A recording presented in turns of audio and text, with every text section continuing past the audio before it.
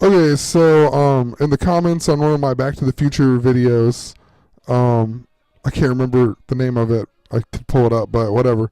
Uh, they told me that the suicidal tendencies thing had to do with the movie Repo Man. That all I wanted was a Pepsi, because the suicidal tendencies song is on the Repo Man soundtrack. So I checked this movie out, and I'm just gonna do a short little decode. The movie is literally filled with stuff. I just don't have time to go through and pick out every little thing. But I'm just going to show a few main things about the movie. So, the very intro of this movie, they literally flash a bunch of highway numbers. I mean, it's a ton of them. A lot of them have to do with 6. There's like every version. You got 63, 66, just 6. You even have 666. There's 59. There's all kinds of things I've been talking about, but I'm just going to play this clip and we'll see if I can put it on YouTube. Maybe I can play it here. Hold up.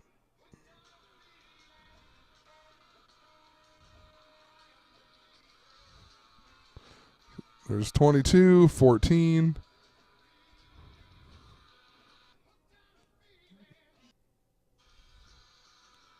There you go. They zoom in on 66.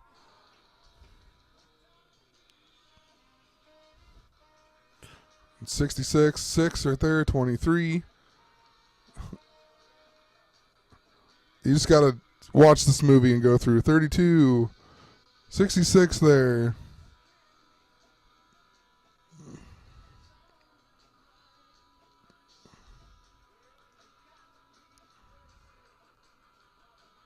There's 666. 666. 666. 99. 66. 66. I mean, the majority of them, the 66 and 6 is in it a lot. But just wanted to point that out really quick. And then I'm moving on, I guess.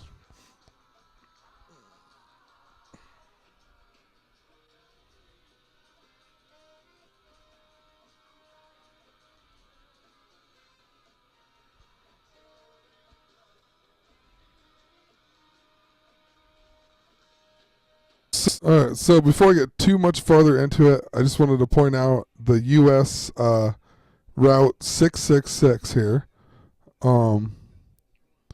It literally, I typed it in on Wikipedia and it redirected me to US Route 191. And I find that interesting because I made a video about Erling, Iowa a long time ago. It's the town where the movie The Exorcism is actually based from. And I live like 13 miles away from it. Anyway, it's a different 191.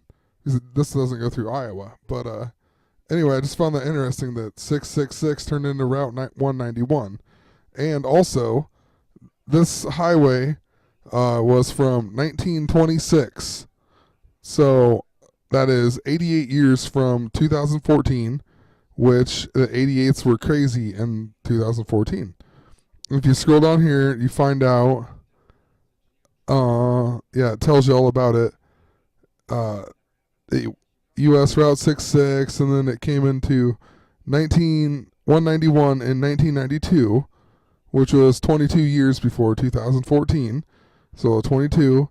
But then New Mexico changed their portion of it in 2003. And when they did that, they changed all of them. And the whole US 666 was rerouted or renumbered US Route 491. So this doesn't exist anymore, I guess, there. It's just 491. But like I said, it's just interesting with the 191. And I'm not going to go into like full detail, I guess, just show a few significant things and kind of move on. There's a ton of stuff in this movie, like I said, so I'm not going to go through every little thing. But the whole movie is basically about this Chevy Malibu that all these people are trying to find. And then Emilio Estevez is car repossessor, and that he meets this girl who has a picture of an alien, and she's going to expose it. So the government's looking for this car. He's looking for this car. This like gang's looking for this car. All kinds of people are looking for this car, and it has an alien in the trunk. And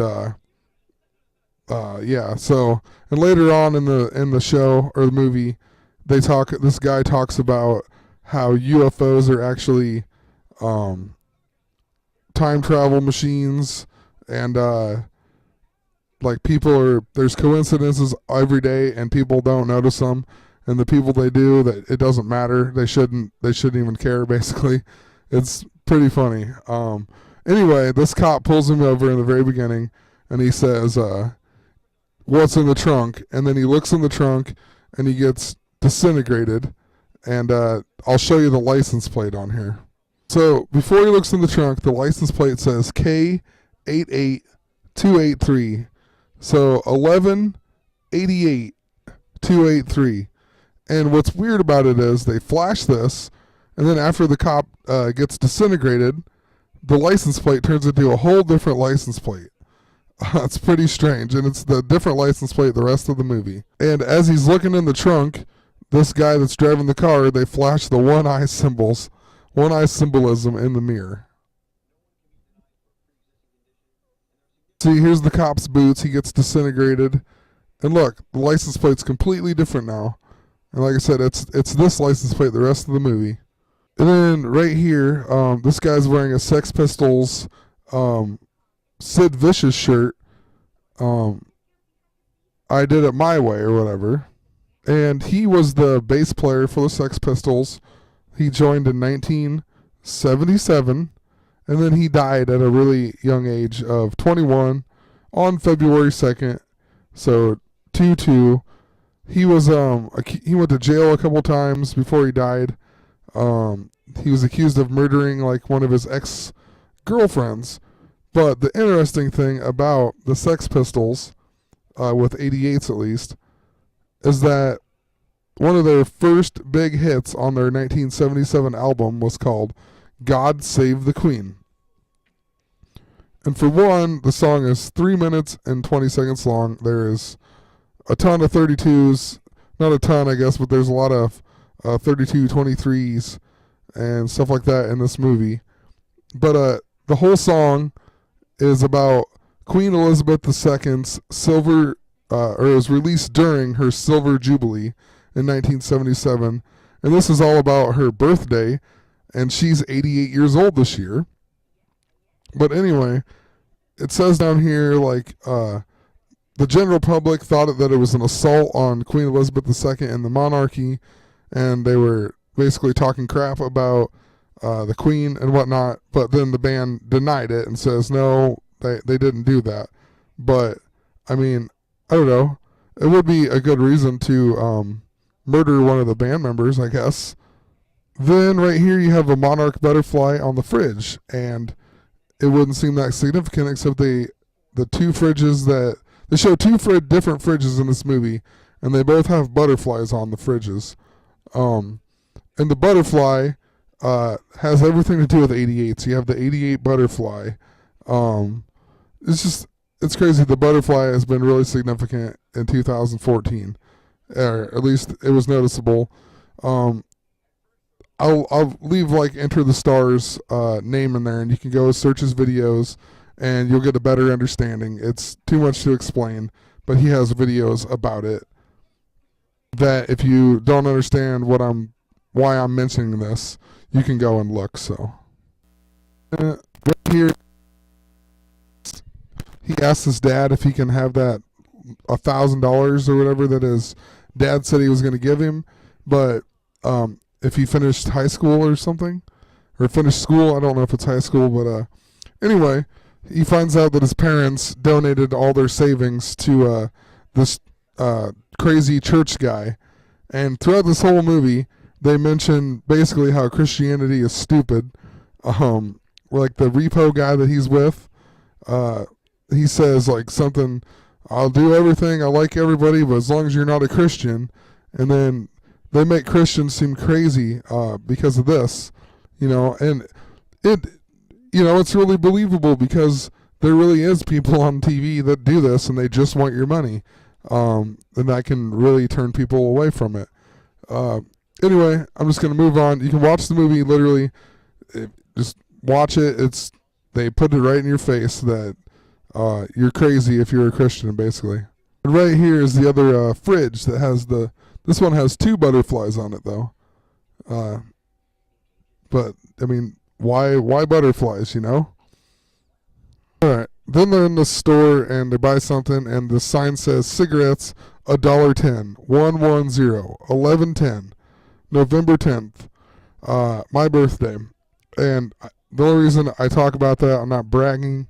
I'm just saying that literally, like, for some reason, maybe it's because of my birthday, so I looked it up a little bit more. But there's all kinds of things that have to do with the Antichrist on this day. I mean, you got like Little Nicky that came out that day. Maybe it's because it's the day before 11/11. It's kind of like the eve of 11/11. I'm not really sure. But anyway, in the next scene, they're driving in the car, and this guy says, kid, times are changing, and there's going to be a lot of some bad shit's going to go down. And then Emilio Estevez says, "Where are you going to be, on the moon?" And then he says, "No, I'm going to be right here in this car going north, 110 miles an hour." So, like, I don't know why, but they're flashing the 11/10, basically. And this is just a little movie blooper, I think. There's 4 guys right here, right? And they end up racing. And there's 2 guys here and 2 guys in this car. And then in like a scene later, there's only 1 guy in this car. And I'll just play the clip, I guess.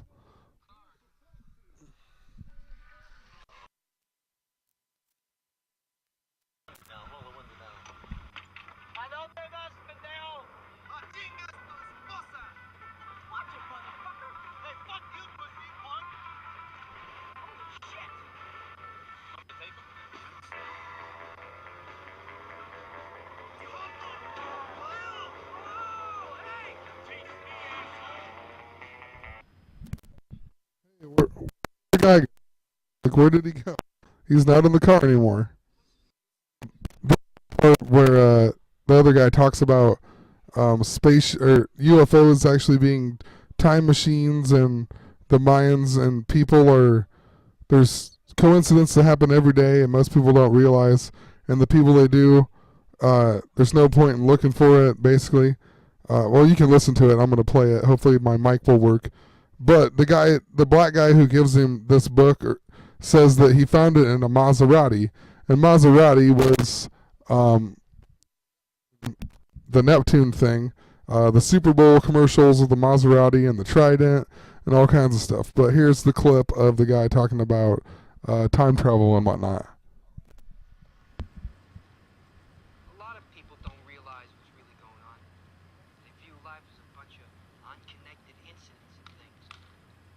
They don't realize that there's this like lattice of coincidence that lays on top of everything. I'll give you an example, show you what I mean. Suppose you're thinking about a plate of shrimp. Suddenly somebody will say like plate or shrimp or plate of shrimp out of the blue, no explanation. No point in looking for one either. It's all part of a cosmic unconsciousness. Read a lot of acid, Miller, back in the hippie days. I'll give you another instance.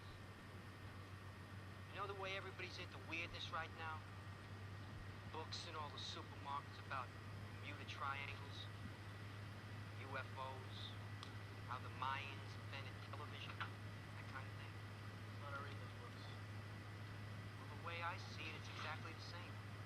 There ain't no difference between a flying saucer and a time machine. People get so hung up on specifics, miss out on seeing the whole thing. Take South America, for example. In South America, thousands of people go missing every year. Nobody knows where they go. It's just like disappear. But if you think about it for a minute, realize something.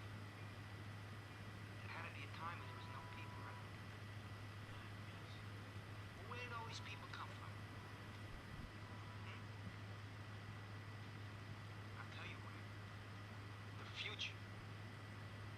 these people disappear to? Fast? That's right. And how'd they get there? The fuck do I know? Flying saucers. Which are really... Yeah, you got it. Time machines. I think a lot about this kind of stuff. I do my best thinking on the bus. That's how come I don't drive, see? You don't even know how to drive. I don't want to know how. I don't want to learn, see? The more you drive, the less intelligent you are.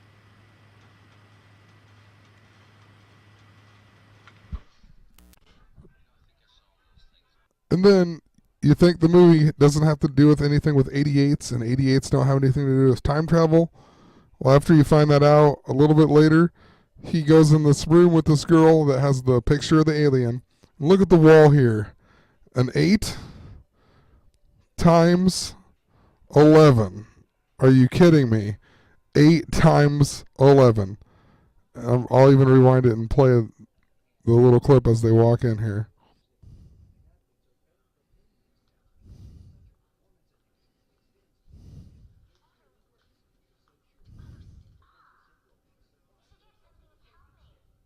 And then right here, they have the 112, the 911, 911 in Europe. Pretty interesting why they put that above the gas station. But at 112. Then at the end of the movie, the car turns green or whatever, and the guy telling him about time travel that couldn't drive gets in the car and gets behind the wheel, and then he gets Emilio Estevez's character to get in with him, and they go up in the air and they start flying around. And at the very end of the movie, they kind of just shoot off, kind of like they are traveling through time, right? So that's how the movie ends. I'm gonna make another video that actually talk about some of the numbers and whatnot in about the movie. I just ran out of time. I was hoping I could fit it in here and I didn't, so I'm gonna have to make a part 2. So see you on part 2. Have a great night. Okay, so let's look at Repo Man, the film. It came out on March 2nd, 3/2/32. It's 92 minutes long, 29.92. Then you got Emilio Estevez, May 12th. There's 233 days left, so 23, 33, 32. Also, he was born in 1962, which is 26 years before 1988, and 2014 is 26 years after 88. I obviously wasn't alive in 1962, but it makes me wonder, since 2014 was such a big year with 88s and 8s and whatnot, it makes me wonder if I lived during this time, or maybe I should just go back and watch some stuff. But 1962 probably had a whole bunch of stuff to dealing with 88 in it. I guess auto. It's spelled the so it's a palindrome.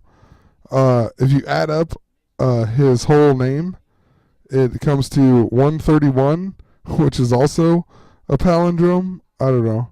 Found that interesting. He's in a ton of movies. You got Mighty Ducks and The Flying V. I've talked about it in other videos. I'm gonna move on to, let's see here, the other guy that says the movie stars.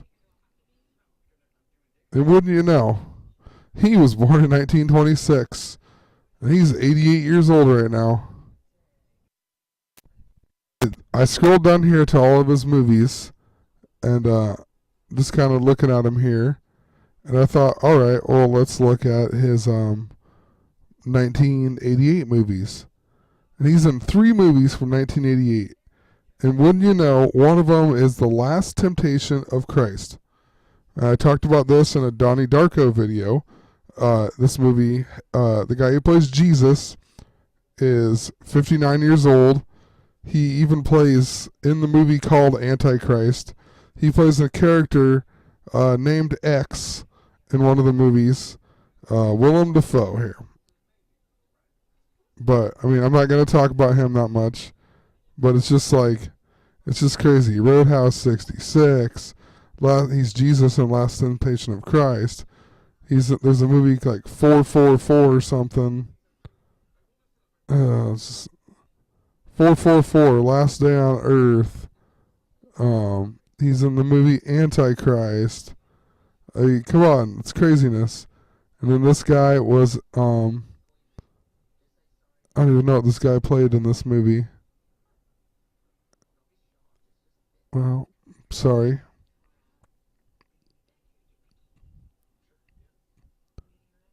He was Saul. He was also in this 1988 movie, Mr. North. And the movie is based off of a 1973 novel, Theophilus North, by Thornton Wilder. I guess a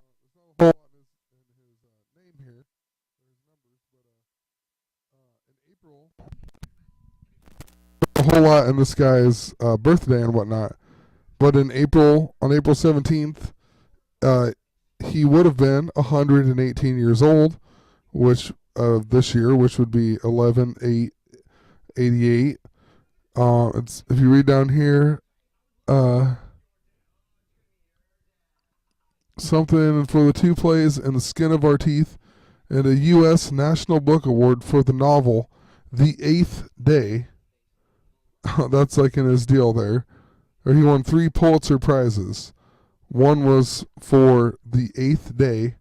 But you scroll down here and you find out his very first book was from 1926, his first novel, 1926, and look what it's called. The Kabbalah. No kidding. I mean, it's really. So anyway, we'll go back to here. The movie was based off the 1973 novel Theophilus North. And read the plot here. In 1926, so 88 years before 2014, Theophilus North, 29 years old, leaves his 4 years employment at a New Jersey school and goes to Newport, Rhode Island to buy a car that a friend sold him. And then it goes into whatever, that's what the movie's about. But 1926 and then 29 years later, like, what are the odds of that, Like, 29 years after 1926 is 1955. So, 55 and then 59. Time travel, Back to the Future, they go to 1955. And the other film he was in 1988 is called Stars and Bars. And it's based on a book by William Boyd. William Boyd was born on March 7th, or 37, or 37. Says the movie was released on March 18th, 1988, which March 18th normally is the 77th day of the year, but 88 was a leap year, so it is the 78th day, but there are also 288 days left until the end of the year, so 88 times 2. Anyway, I'm just going to show that. I wanted to make it short. I'm just going to combine these two on a video editing program, so I didn't really make 2 videos. There's so much more. Like, there's tons of 58 and 57 connections. And what is it? 1958 is 57 years ago. And 57 in 2014 if you were born in 57, then you would be 57 years old. There's all kinds of stuff. There's a ton of 69 references in this movie. There's a part where he kicks the trash can, or he runs over these trash cans and they have 858 written on them. And so 58, 58, and then this lady kicks it and it turns around and it has.